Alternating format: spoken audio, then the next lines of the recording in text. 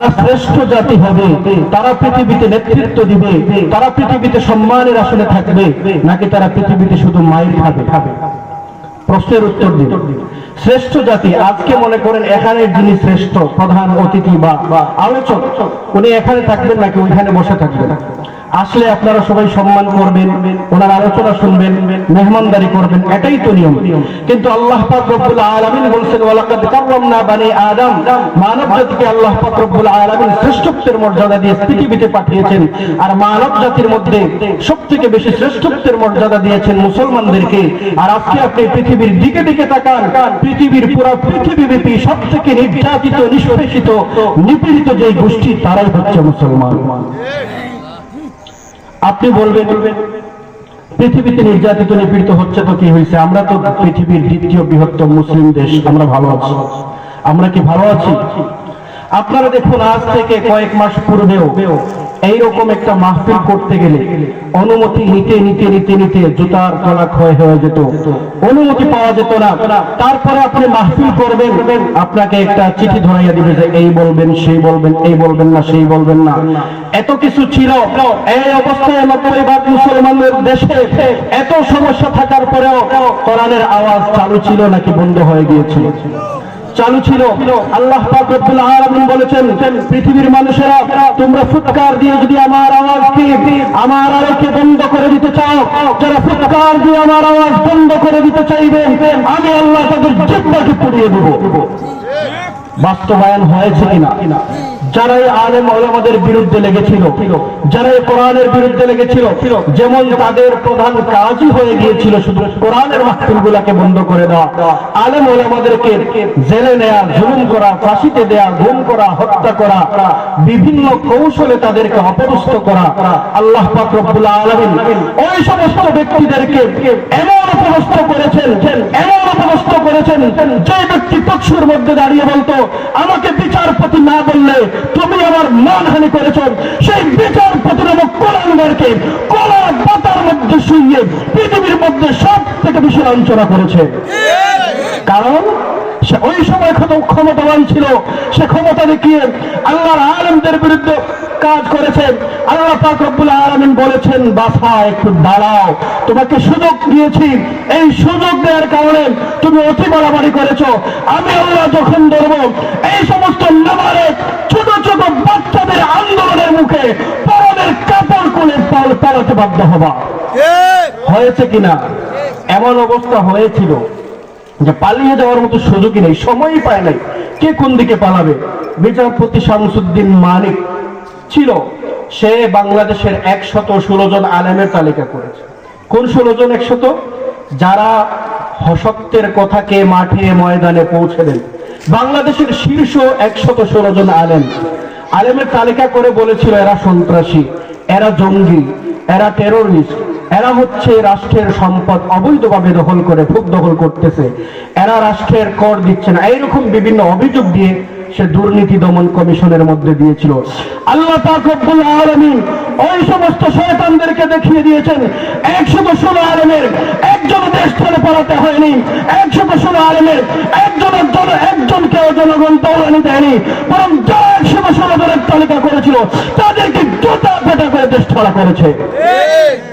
কেন হয়েছে? আল্লাহ পাক রব্বুল আলামিন তাদেরকে লাঞ্ছনা করিয়েছে। সুতরাং আল্লাহ পাক রব্বুল আলামিনের এই আলোকে যারাই নিভিয়ে দিতে আসবে, সে দেখতে পাবে যে সে নিভিয়ে দিচ্ছে, কিন্তু নিভিয়ে দিতে দিতে দিতে গিয়ে তার জিহ্বা পুড়িয়ে যাবে। এজন্য আল্লাহ পাক রব্বুল আলামিন মানব জাতির মধ্যে শ্রেষ্ঠ, পৃথিবীর সব জাতির মধ্যে শ্রেষ্ঠ করে মানুষকে বানিয়েছেন, আর মানব জাতির মধ্যে শ্রেষ্ঠ করে মুসলমানদেরকে বানিয়েছেন। বানানোর পরেও কেন মুসলমানরা আজকে পৃথিবীর দিকে দিকে নির্যাতিত, নিপীড়িত? এর একমাত্র কারণ হলো আজকে মুসলমানরা কোরআন থেকে দূরে সরে গিয়েছে। কোরআন কোথায় শিক্ষা দেওয়া হয়? এই সমস্ত মাদ্রাসায়, এই সমস্ত মাহফিলে আসলে কি কোরআনের কথা বলা হয় নাকি গান বাজনা করা হয়? আজকে দেখুন, এই জায়গায় যদি এইরকম একটা মাহফিল না করে অন্য কিছুর আয়োজন করা হতো, আপনি দেখতেন এই পুরা এলাকায় মানুষ জায়গা দেওয়া যেত না। কিন্তু আজকে কোরআনের মাহফিল, মানুষ আসতে চায় না, বসতে চায় না। এর একমাত্র কারণ হলো কোরআনের যে আকর্ষণ ছিল, সেই আকর্ষণ থেকে মানুষ সরে গিয়েছে। মানুষকে যদি কোরআনের দিকে ডাকতে হয়, কোরআনের দিকে নিয়ে আসতে হয়, তাহলে আমাদেরকে এই সমস্ত মাদ্রাসা আর উলামায়ে কেরামের সান্নিধ্যে বেশি বেশি থাকতে হবে। উলামায়ে কেরামের সোহবত ছাড়া আপনি পৃথিবীতেও পার পাবেন না, কিয়ামতের দিনেও পার পাওয়া যাবে না। কিয়ামতের দিনে আপনি ভাবতে পারেন, মোল্লা বেটা আমার বাড়িতে খাইছে, পরের খাইছে, সে আর কি করবে? এই মোল্লা বেটা পরের খাইছে, সে কি করবে? এই মোল্লা বেটার কারণেই আপনি হয়তো জান্নাতি, নতুবা এই মোল্লা বেটার কারণেই আপনি জাহান্নামের কাঠ। সুতরাং এই কোরআনকে পেতে হলে আমাদেরকে আলেমদের কাছে আসতে হবে, এই সমস্ত মাদ্রাসার কাছে আসতে হবে।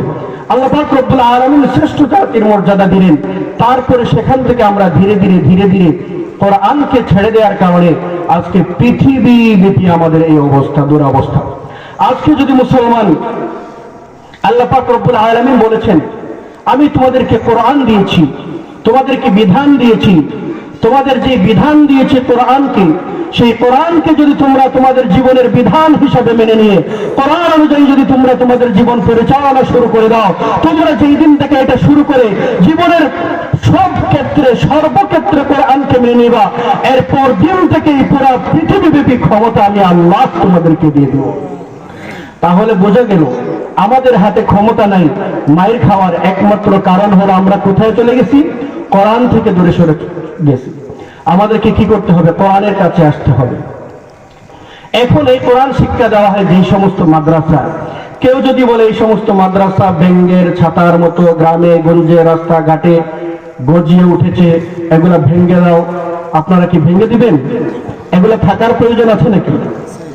যেই সমস্ত ব্যক্তিরা এই সমস্ত দ্বীনের দুর্গ ভেঙে দিতে চায়, ব্যাঙের ছাতার মতো গজিয়ে উঠেছে বলতে চায়, ওই সমস্ত ব্যক্তিদেরকে আমরা বলে দিতে চাই, এই সমস্ত মাদ্রাসা ব্যাঙের ছাতার মতো গজিয়ে ওঠে নাই।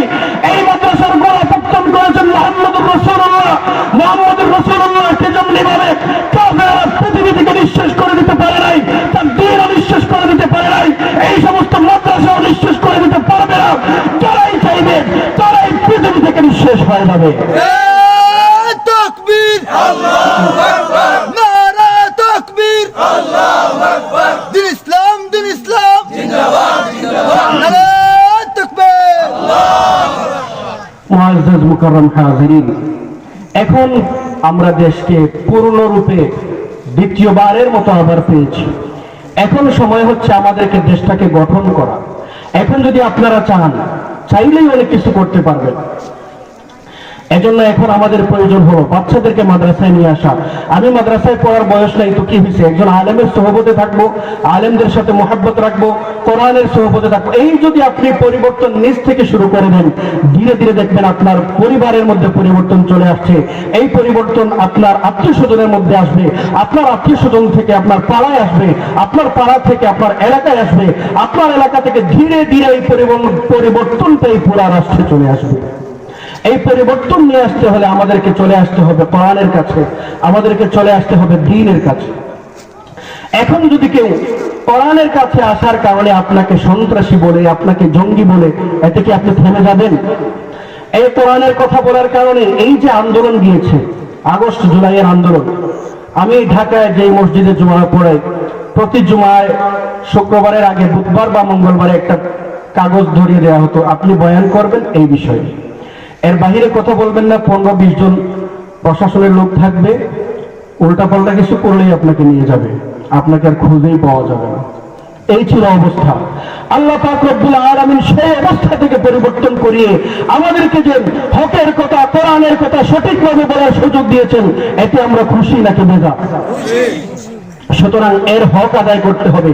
আজকে সঠিক কথা বলার সুযোগ পেয়েছি, শোনার সুযোগ পেয়েছি। এমন তো হয়েছে কোরআনের মাহফিলে যারা গিয়েছে, মাহফিল শুনতে গিয়েছে, সেই সমস্ত মানুষদেরকে মামলা দিয়ে জেলের মধ্যে ঢুকিয়ে দিচ্ছে। এমন হয় নাই? বিভিন্ন জায়গায় এমন হয়েছে। কিন্তু এই সময়ের যে পরিবর্তন হয়েছে তার শুকরিয়া আদায় করে আমাদের উচিত বেশি বেশি এই সমস্ত মাদ্রাসা, দ্বীনি মাহফিল, উলামায়ে কেরামের সোহবতে থাকা। যদি থাকতে পারি তাহলেই আমরা পরিবর্তন করতে পারবো আমাদের সমাজ, পরিবর্তন করতে পারবো আমাদের রাষ্ট্র, পরিবর্তন হয়ে যাবে গোটা পৃথিবী একদিন ইনশাআল্লাহ।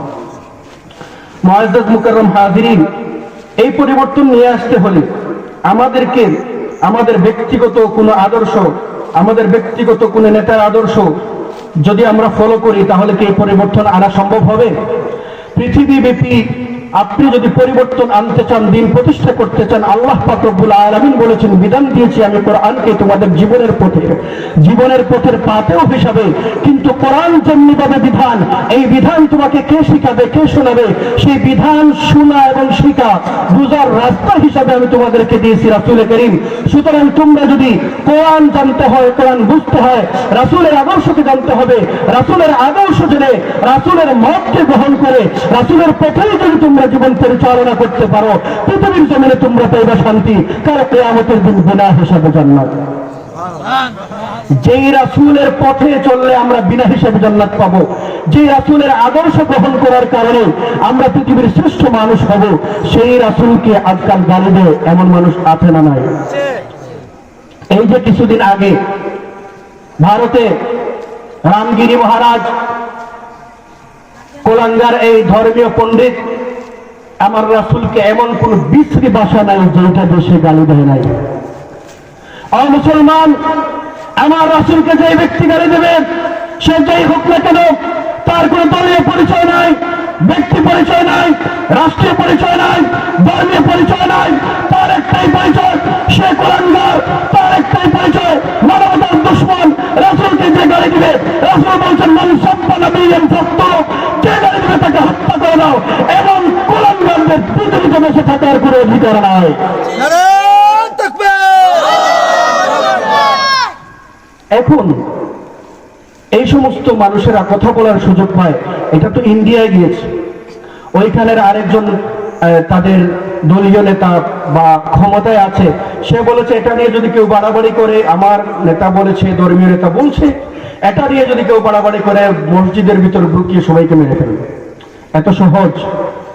আজকে প্রায় 100 বছর থেকে ফিলিস্তিনে মারতেছে কি, মরে গেছে সবাই? পৃথিবীর জন্মের পর থেকেই মুসলমানদেরকে মারা হচ্ছে। রাসূল করিম সাল্লাল্লাহু আলাইহি ওয়াসাল্লাম যখন ইসলাম নিয়ে আসলেন তখন তিনি একা ছিলেন, ওই সময় যেভাবে পারে না ইসলামকে নিঃশেষ করতে, আজকে কি এত সহজে পারবে? যারা আমার রাসূলের ইজ্জতের বিরুদ্ধে কথা বলেছে, তারা যদি মনে করে তাদের দেশের সেনাবাহিনী বেশি, তাদের অস্ত্র বেশি, তাদের জনসংখ্যা বেশি, আমরা বলে দিতে চাই আমাদের অস্ত্রের প্রয়োজন নাই, জনসংখ্যার প্রয়োজন নাই। 18 কোটির বাংলাদেশে 15 কোটি মুসলমানের 30 কোটি হাত রয়েছে। 30 কোটি হাতে যদি ডান হাতে কোরআন, বাম হাতে তাসিম গদ্রিয়ে দাঁড়িয়ে যায়, ওই সমস্ত মহারাষ্ট্রকে দলের সাথে মিশিয়ে দিতে মিলিতে লাগবে না। কিন্তু আপনি যে দাঁড়াবেন, দাঁড়ানোর জন্য আপনার ভিতরে থাকতে হবে ঈমান। এই ঈমান নিয়ে আসার জন্যই আপনাকে থাকতে হবে উলামায়ে কেরামের সহমতি। এই ঈমানের উপর থাকার জন্যই থাকতে হবে মাদ্রাসার পাশে। এই ঈমানের উপর অটল অবিচল থাকার জন্যই আসতে হবে এই সমস্ত মাহফিলে। এই সমস্ত মাহফিলে যদি আপনি আসেন, এখান থেকে ঈমানের সবক পাবেন। আপনার কোন কাজে কখন ঈমান থেকে বের হয়ে যাচ্ছেন। আমরা তো পুরাটা বছরই নিজের কাজ, বিভিন্ন কাজে ব্যস্ত থাকি। বছরে একবার মোল্লাপাড়া মাদ্রাসায় মাহফিল হয়, পুরা বছরের খোরাক নেওয়ার জন্য আমাদেরকে একদিনেই সবাইকে আসতে হবে। মুআজ্জাজ মুকাররম হাজিরিন, সেই কোরআনের কাছে আপনি যদি বলেন যে আমি মানলাম হুজুর, আপনি এত কথা বললেন যে আমাদের পরিবর্তনের জন্য আমাদেরকে কোরআনের কাছে আসতে হবে, তাহলে কোরআনের কাছে আসলেই কি আমি আমার জীবনের সব সমস্যার সমাধান পেয়ে যাব? আপনারা কি বলেন, কোরআন কি সমস্যার সমাধান দিতে পারবে? আপনারা যদি কোরআনের কাছে প্রশ্ন করেন, কোরআন সব সমস্যার সমাধান হুজুররা বলছে দিবে, তুমি দিবা, তাহলে তোমার মধ্যে কি কি সমস্যার সমাধান রয়েছে আমি যদি প্রশ্ন করি উত্তর দিতে পারবা? কোরআনে কারীম বলে, হে পৃথিবীর মানুষেরা, যেই প্রশ্ন যেই সমস্যাই তোমার সামনে আসে না কেন, তুমি যদি আমার কাছে প্রশ্ন করো, পৃথিবীর সর্বাধুনিক উত্তর আমার থেকেই পেয়ে যাইবা। সুবহানাল্লাহ পড়বেন না? তাহলে কোরআন থেকেই যদি সর্বাধুনিক সব সমস্যার সমাধান পাওয়া যায়, সেই কোরআন শিখতে হলেই আমাদেরকে এই সমস্ত জায়গায় আসতে হবে। আপনি কোরআনকে বলেন, প্রশ্ন করেন, কোরআন তোমাকে কে নাযিল করেছে?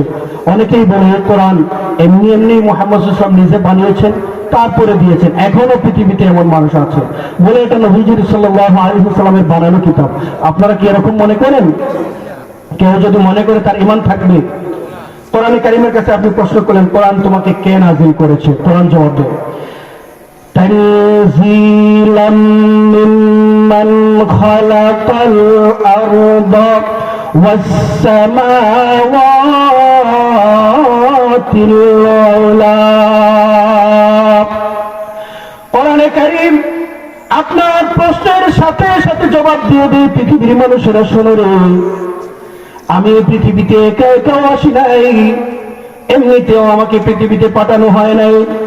ও পৃথিবীর মানুষেরা, মুহাম্মদ সাল্লাল্লাহু আলাইহি ওয়াসাল্লাম এই কালাম নিজে বানান নাই, নিজে লিখেন নাই, বরং এই কিতাব সেই রব নাযিল করেছেন যিনি এই সুউচ্চ আকাশ এবং সুন্দর জমিনকে সৃষ্টি করেছে। সুবহানাল্লাহ। তো আসতে পড়বেন, সবাই সাথে পড়ুন সুবহানাল্লাহ। তাহলে কোরআন কি তার প্রশ্নের জবাব দিতে পেরেছে? তাহলে আমরা কোরআন থেকে জানলাম সব সমস্যার সমাধান কোরআনে পাবো, ঠিক। এখন কোরআনকে প্রশ্ন করা শুরু করে দিলাম, কোরআন তার প্রতিটি প্রশ্নের উত্তর দিয়ে দিবে। এখন যদি আপনি কোরআনকে প্রশ্ন করেন, কোরআন পৃথিবীতে নাযিল হওয়ার পূর্বে তুমি কোথায় ছিলে, কোথা থেকে এসেছো? তখন কোরআন জবাব দেয়, বাল হুয়া কুরআনুম মাজিদ ফি লাউহিম মাহফুজ। পৃথিবীর মানুষেরা, আল্লাহ পাক রব্বুল আলামিন আমাকে পৃথিবীর জমিনে মানুষের হেদায়েতের জন্য বিধান হিসাবে পাঠানোর পূর্বে আমি কোরআনকে আমার আল্লাহ অত্যন্ত মর্যাদার সাথে, সম্মানের সাথে পৃথিবীর সব থেকে মর্যাদাবান জায়গা লাউহে মাহফুজের মধ্যে সুরক্ষিত করে রেখেছে। এরপরে আপনি কোরআনকে বলুন, কোরআন বুঝলাম তুমি লাউহে মাহফুজের মধ্যে সুরক্ষিত অবস্থায় ছিলা, ওই লাউহে মাহফুজ থেকে তুমি কি পৃথিবীতে মূসা আলাইহিস সালামের কিতাব যেমন সহজে এসেছে এভাবে এসেছো? কোরআন জবাব দেয় না, ও পৃথিবীর মানুষেরা শোনো, ওয়া আমিনু বিমা নাযালনা وآمنوا بما نزل على محمد وهو الحق من ربهم।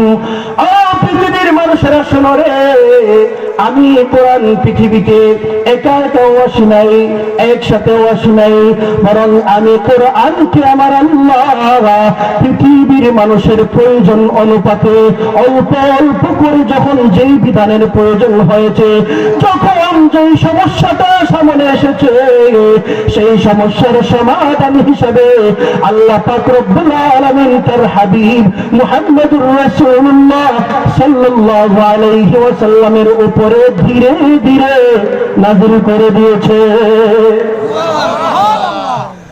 এরপরে আপনি কোরআনকে বলুন, কোরআন আমি বুঝলাম তুমি পৃথিবীর জমিনে মুহাম্মদুর রাসূলুল্লাহ সাল্লাল্লাহু আলাইহি ওয়াসাল্লামের উপরে এসেছো, তো মুহাম্মদুর রাসূলুল্লাহ সাল্লাল্লাহু আলাইহি ওয়াসাল্লামের উপরে তুমি কেন এসেছো?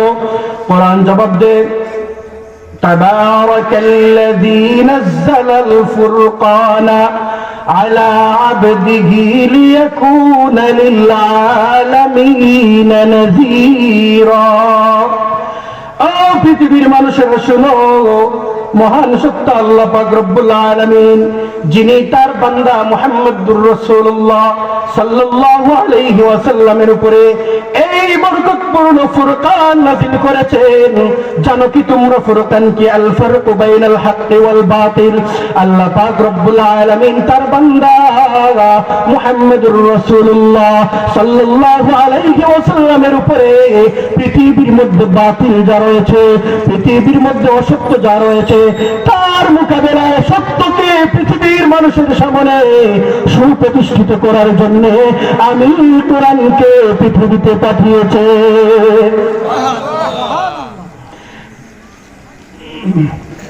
এরপরে আপনি কোরআনে কারীমকে প্রশ্ন করুন, হ্যাঁ কোরআন বাস বুঝলাম, পাক রব্বুল আলামিন তোমাকে অবতীর্ণ করেছেন লাউহে মাহফুজ থেকে সত্য মিথ্যার পার্থক্যের জন্য, কিন্তু তুমি কি পৃথিবীতে কোন দিন এসেছো, কোন বছরে এসেছো, কোন মাসে এসেছো, এটা তো আমরা জানলাম না। কোরআন তুমি কি বলতে পারো তুমি কোন দিন এসেছো? এই প্রশ্নের জবাব কোরআন দিতে পারবে? কোরআনে কারীম বলে ইন্না আনজালনাহু ফি লাইলাতুল কদর। হে পৃথিবীর মানুষেরা, আমি কোরআন যেই রাত্রিতে এসেছি সেইটা হলো কদরের রাত্রি। আর সেই মাসটা কি জানো? শাহরু রমাদানাল্লাযী উনজিলা ফীহিল কুরআন। পৃথিবীর মানুষেরা, আমি কোরআন পৃথিবীতে এসেছি চৈত্র মাসেও আসি নাই, পৌষ মাসেও আসি নাই, ডিসেম্বর বা জানুয়ারিতেও আসি নাই। আমি কোরআনকে আল্লাহ পৃথিবীর জমিনে তার যত যেই সমস্ত মাস তার কাছে পছন্দনীয় রয়েছে, ওই পছন্দনীয় মাস সমূহের মধ্য থেকে সব থেকে ফজিলতপূর্ণ যে মাসটা রয়েছে সেই ফজিলতপূর্ণ মাহে রমজানে আমি এসেছি।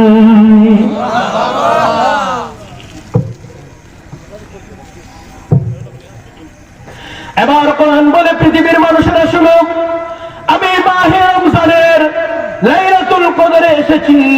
তোমরা কি জানো লাইলাতুল কদর কি? এবার কোরআন জবাব দেয় লাইলাতুল কদরি খায়রুম মিন আলফি শাহর।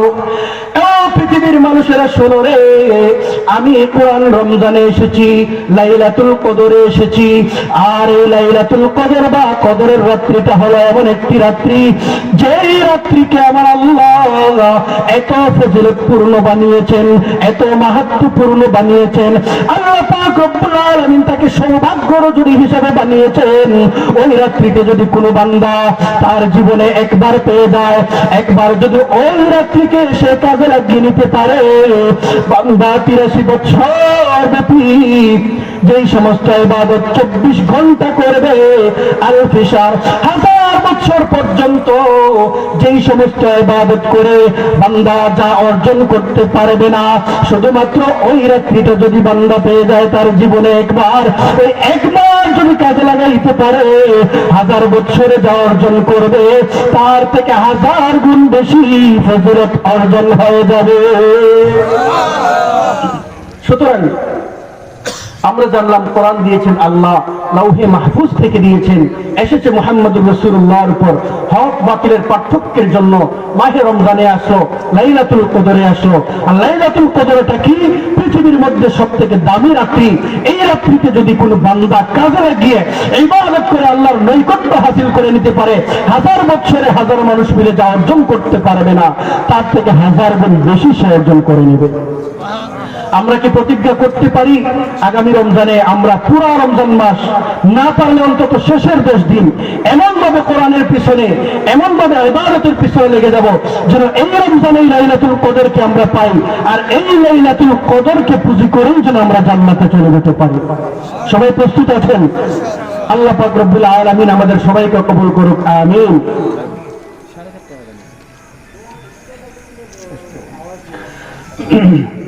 মুআজ্জাজ মুকাররম হাজিরিন, এবার আল্লাহ পাক রব্বুল আলামিন কোরআনে কারীমকে লাইলাতুল কদরে দিলেন। এরপরে যদি আপনি কোরআনকে প্রশ্ন করুন, কোরআন তুমি তো লাইলাতুল কদরে আসছো, সব বুঝলাম, এখন কদর যে মহা সৌভাগ্য রজনী সেটাও জানলাম, হ্যাঁ কোরআন তাহলে তুমি কি উদ্দেশ্যে পৃথিবীর মানুষের কাছে এসেছো?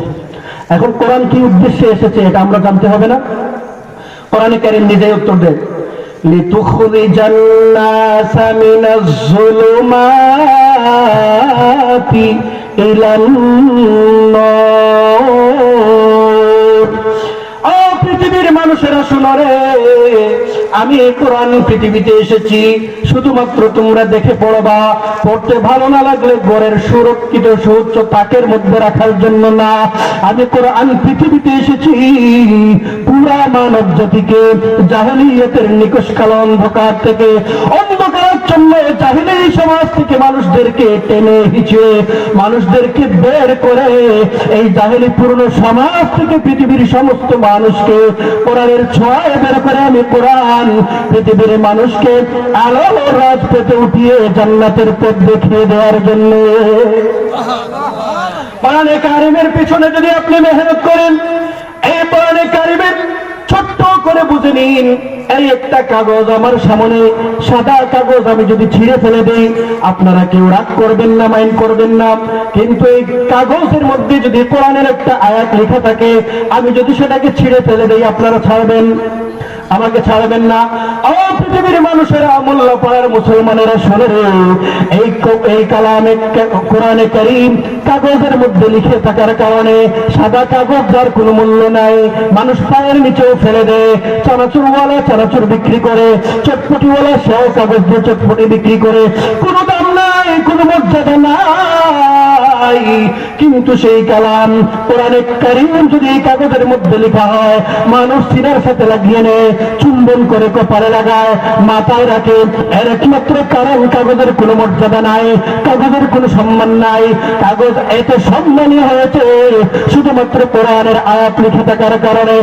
আমার মুসলমানেরা শুনে রে, কোরআনে কারীম যদি সাধারণ একটি কাগজের মধ্যে লিখে থাকার কারণে এত মর্যাদাবান হয়ে যায়, এই কোরআন যদি মোল্লাপাড়া মাদ্রাসায় এসে আপনার সন্তান শিখে, আলেমদের পাশে থেকে যদি আপনি শিখেন, আমার আল্লাহ বলেন যেই ব্যক্তি কোরআনের ম্যাগনেটের সাথে মিশে যাবে, কোরআনের সাথে যার মুহাব্বত তৈরি হয়ে যাবে, আমি আল্লাহ ওই ব্যক্তির মর্যাদা ওই কাগজের মতো বাড়িয়ে দিব। হাফেজে কোরআনের 2টা পা, আপনার 2টা পা, বাইতুল মুকাররমের খতিবের 2টা পা, কিন্তু বাইতুল মুকাররমের খতিবকে আমরা চাই মাথায় তুলে রাখতে, এর কোনো কারণ নাই, তার কোনো মর্যাদা নাই, মর্যাদা হয়েছে কোরআনের কারণে। মুসলমান মা বোনেরা দিল দিয়ে শোনা, আপনার সন্তানকে যদি আপনি হাফেজ বানাতে পারেন, আপনার সন্তানকে যদি আপনি আলেম বানাতে পারেন, কোরআনের সাথে মহব্বত রাখতে পারেন, কোরআনের সাথে মর্যাদা রাখতে পারেন, কোরআন নিয়ে যদি নিজের জীবনকে পরিচালনা করেন, এই কোরআন পৃথিবীর জমিনেও আপনাকে সম্মানী করবে। কাল কিয়ামতের দিন এই কোরআন সুপারিশ করে জান্নাতে নিয়ে যাবে। আমার মুসলমান বন্ধুগণ, কোরআনে কারীম যে বস্তুর মধ্যে রাখা হয় সেই কাপড়, এটাও কাপড়, পায়ের নিচে যেটা সেটাও কাপড়, ওই কাপড়ের কোনো মূল্য নাই, কিন্তু কোরআনের গিলাফ বানিয়ে নেওয়ার কারণে বস্তুনিকে আমরা ধুয়ে রাখি, এটাকেও আমরা সিনার সাথে লাগাই, ওই বস্তুনি নামক কাপড়, গিলাস নামক কাপড়ের কোনো মর্যাদা নাই। এই মর্যাদা হয়েছে কোরআনের কারণে। আমরা যে রেহালের সাথে রেহালের মধ্যে কোরআন রাখি, ওইটা উপরে তুলে রাখি, এটাও কাপ, পায়ের নিচেও কাপ, কিন্তু রেহালকে আমরা পায়ের নিচে ফেলি না, পায়ের সাথে লাগতে দেই না। এর একমাত্র কারণ হলো তার মধ্যে কোরআন থাকে।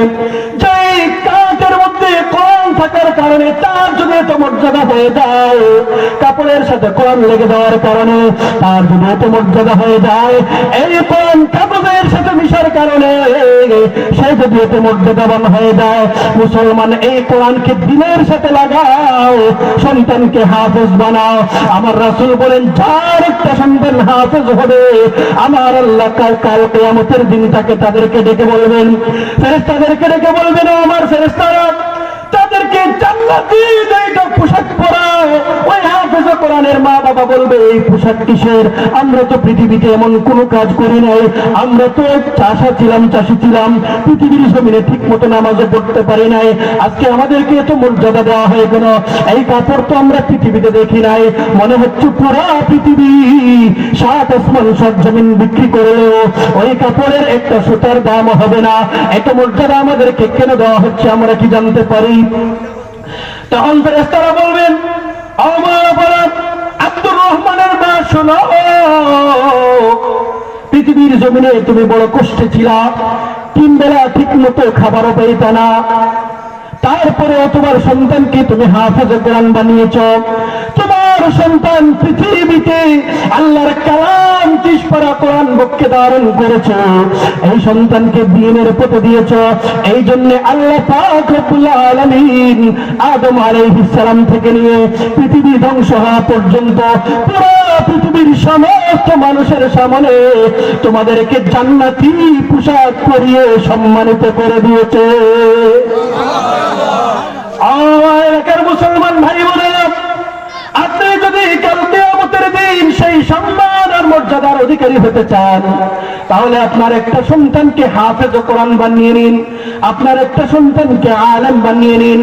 এরপরে রাসূল করিম সাল্লাল্লাহু আলাইহি ওয়াসাল্লাম বলেন, ও মুল্লা পড়ার আমার উম্মতেরা শুনো রে, শুধু তুমি মর্যাদাবান হইবা তা নয়, তুমি যে একটা সন্তানকে হাফেজ কোরআন বানিয়েছ, এই হাফেজ কোরআন তার বংশের মধ্য থেকে জাহান্নামের ফয়সালা হয়ে গিয়েছে, জাহান্নামে চলে গিয়েছে, এবং 10 জন মানুষকে পছন্দ করে সুপারিশ করে টেনে টেনে জান্নাতে নিয়ে যাবে।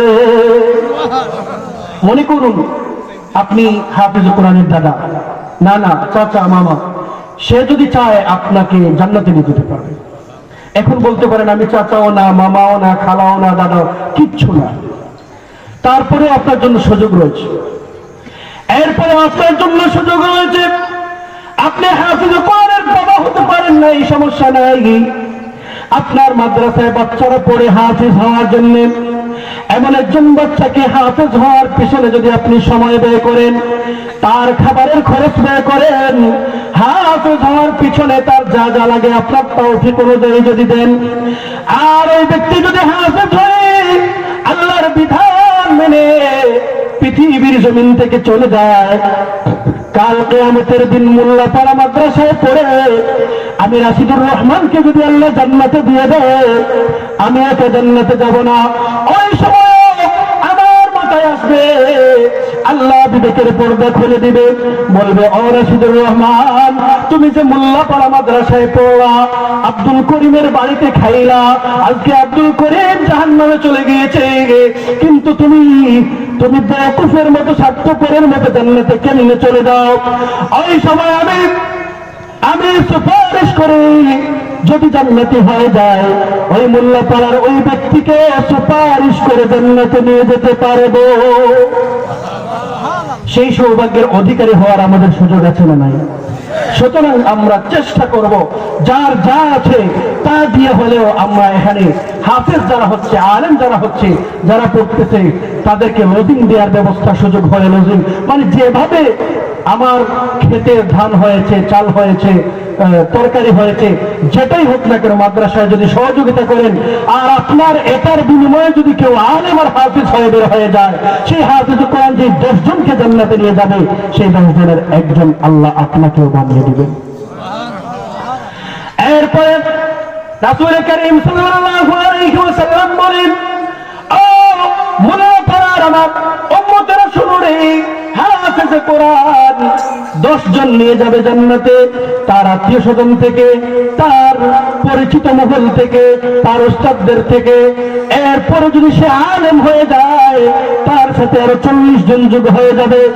আলেম হয়ে পৃথিবীর জমিনে যদি কোরআনের বিধানকে মেনে মেনে সে তার জীবন পরিচালনা করে, সে ওই পরিচালনা করার কারণে কিয়ামতের দিন যদি আল্লাহ তাকে জান্নাতি বানিয়ে দেন, ওই আলেম হাফেজ জান্নাতি 10-এর সাথে যোগ 40, 50 জন ব্যক্তিকে তার বন্ধু বান্ধব, পরিচিত মহল, উস্তাদ বৃন্দ, আত্মীয় স্বজন, যাকে পছন্দ হয়, এমন ব্যক্তি যাকে আল্লাহ জাহান্নামে পাঠিয়ে দিয়েছেন, সে জাহান্নাম থেকে টেনে তুলে নিজ সুপারিশে জান্নাতে পৌঁছে দেবে। এরপরে আল্লাহ পাক রব্বুল আলামিনের হাবিব বলেন, যে ব্যক্তি হাফেজ হয়ে গেল, ওই ব্যক্তিকে আমার আল্লাহ কি পরিমাণ মর্যাদা দিবেন, কি পরিমাণ শান শৌকতের অধিকারী হবে, ওই দিকে আমি যাচ্ছি না। আমি শুধু সংক্ষেপে বলে দেই, ওই হাফেজ কোরআনের জন্য আল্লাহ জান্নাতে যে হুর রেখেছে, সেই হুরটা কেমন হবে? বিশ্ববিখ্যাত দায়ী তারেক জামিল সাহেব তার একটি কিতাবের মধ্যে একটি ঘটনা বর্ণনা করেছেন।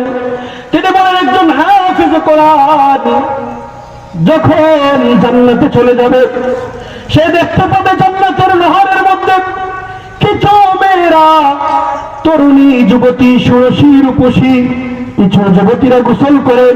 সে এদেরকে দেখে চিল্লাইয়া বলবে, ও ষোড়শী রূপবতী যুবতীরা শোনো, আমি দুনিয়ার জমিনে শুনেছি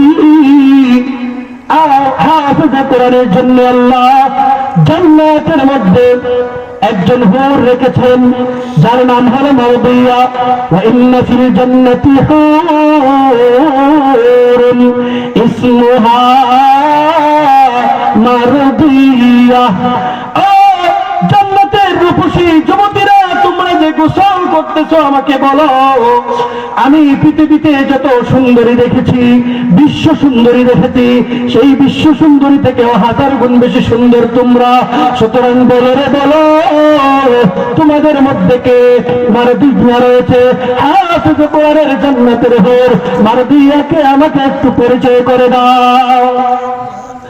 ওই সময় ওই সমস্ত যুবতীরা বলবে, হ্যাঁ হাফেজ কোরআন শোনো রে শোনো, আমাদের মধ্যে কেউ মারদিয়া নেই, আমরা হইলাম মারদিয়ার দাসী বন্দী।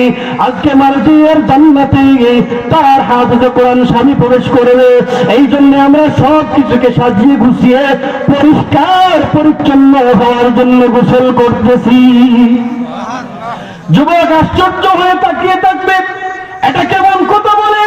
তাদের মধ্যে যদি কেউ মারজিয়া না হয়, তাহলে মারজিয়া কি কোন সৌন্দর্য দিয়ে আল্লাহ বানিয়েছেন? ওই সমস্ত যুবতীরা বলবে, হাফেজ কোরআন সামনে যাও। সে আরো কিছু দূর যাবে, গিয়ে দেখবে আর একটা দুধের নহরের মধ্যে কিছু যুবতীরা গোসল করে। তাদেরকে ডেকে বলবে, পেয়ে গেছি রে, আমি পেয়ে গেছি। আর যুবতীরা শোনো রে, তোমরা যে একজন আরেকজনের শরীরে পানি দিয়ে খেলা করো, তোমরা বলো তো তোমাদের মধ্যে কে মারজিয়া রয়েছে? এই সমস্ত ব্যক্তিরা বলবে, আমরা কেউ মারজিয়া নয়, আমরা হলাম মারদিয়ার বালাখানার, আমরা হলাম মারদিয়ার বালাখানার পরিচায়ক। তুমি যদি মারদিয়াকে পেতে চাও আরো সামনে যাও। এবার যুবক আরো কিছুক্ষণ, আরো কয়েকটা নহর, সময় কম সংক্ষেপে বলে দেই, আরো কয়েকটা নহর পার হয়ে জান্নাতের গেইটে চলে যাবে। যাওয়ার পরে দেখবে স্মরণের চেয়ারের মধ্যে 2 জন যুবতী বসা। এবার বলবে, আমি পেয়ে গেছি আমার মারদিয়াকে। দেখে দৌড়ে জড়িয়ে ধরার জন্য দৌড়ে যাবে, আর বলবে, 2 জন যুবতী বলে রে, তোমাদের মধ্যে কে মারদিয়া রয়েছে? তখন ওই 2 জন যুবতী জবাব দিবেন, হ্যাঁ হাফেজ কোরআন যুবক, শোনো রে, আমাদের মধ্যে কেউ মারদিয়া নয়, বরং আমরা হলাম মারদিয়ার বিল্ডিং এর গেইটের পাহারাদার। তুমি যদি মারদিয়াকে পেতে চাও আরেকটু ভিতরে চলে যাও, ভিতরে চলে গেলে এই মারদিয়ার দেখা মিলবে। যুবক আশ্চর্য হয়ে যায়, স্বর্ণের চেয়ারের মধ্যে বসে আছে, যেই বালাখানার সামনে তার এক একটা ইট স্বর্ণের মণিমুক্তার আল্লাহ পাক রব্বুল আলামিন দিয়ে তৈরি করেছেন। এখন তারাও মারদিয়া না, তাহলে মারদিয়াটা কই? সে আস্তে আস্তে ভিতরে ঢুকে যাবে, সর্বশেষ মারদিয়ার আন্দরমহলের গেটের সামনে যাবে। ওইখানে আরো 2 জনকে পাইবে বসা। জিজ্ঞেস করবে, তোমরা মারদিয়া নাকি? তারা বলবে, না আমরা মারদিয়া না। এবার সে প্রশ্ন করবে, তাহলে মারদিয়া কই? তারা বলবে, এই ঘরের ভিতরে পর্দার আড়ালে কম্বলের নিচে বসে আছেন যিনি 2 জন, তাদের একজন হচ্ছেন হাফেজ কোরআনের জান্নাতের হুর মারদিয়া। এবার যুবক ভিতরের দিকে একটু মৃদুমন্দ বাতাসে যখন পর্দাটা দুলে একটু ভিতর দিকে তাকায়, ভিতর দিকে তাকাইয়া দেখে 2 জন মহিলা, 2 জন যুবতী বসা আছে। তাদের দিকে তাকিয়ে দেখে যুবক পুরাই ফিদা হয়ে গিয়েছে। সে বলে, পৃথিবীর বিশ্ব সুন্দরী দেখলাম, জান্নাতের এত নারীদেরকে দেখলাম, এত সৌন্দর্য, এই সৌন্দর্যের তুলনায় ছাইও হয় না। আল্লাহ পাক রব্বুল আলামিন তাদেরকে এত সুন্দর দিয়ে বানিয়েছেন, তাদের শরীরের মধ্যে 70টা কম্বল থাকবে, 70টা কম্বল ভেদ করে, শরীরের চামড়া ভেদ করে, মাংস হাড্ডি ভেদ করে, ওই মারদিয়ার হাড়ের ভিতরের সুন্দর মজ্জা পর্যন্ত দেখা যায়। এবার যুবক বলবে, তোমাদের 2 জনের মধ্যে কে মারদিয়া? পাশের জন ডেকে বলবে, যুবক ও হাফেজে কোরআন, আমার পাশে যিনি বসা তিনি হচ্ছেন মারদিয়া, আমি তার পিএস। ও হাফেজে কোরআন, এই হচ্ছেন একজন হাফেজে কোরআনের হুজুর। এবার হাফেজে কোরআন বলবেন, তার সাথে আমাকে সাক্ষাৎ করাও। এবার এই পাশের জন বলবেন, ও হাফেজে কোরআন, তুমি তো পৃথিবীর জমিনে আছো, যদি তুমি জান্নাতে চলে আসো, যদি তুমি জান্নাতে আসো রে হাফেজে কোরআন, শুনে রাখো তোমার সৌভাগ্য, তুমি যেই দিন জান্নাতে আসবা, তোমার স্ত্রী হুরদের সরদারিনী মারদিয়া, হাফেজে কোরআনের জন্য নির্ধারিত হুরদের সরদারিনী মারদিয়া, সে রোজাদার অবস্থায় রয়েছে। ও হাফেজে কোরআন,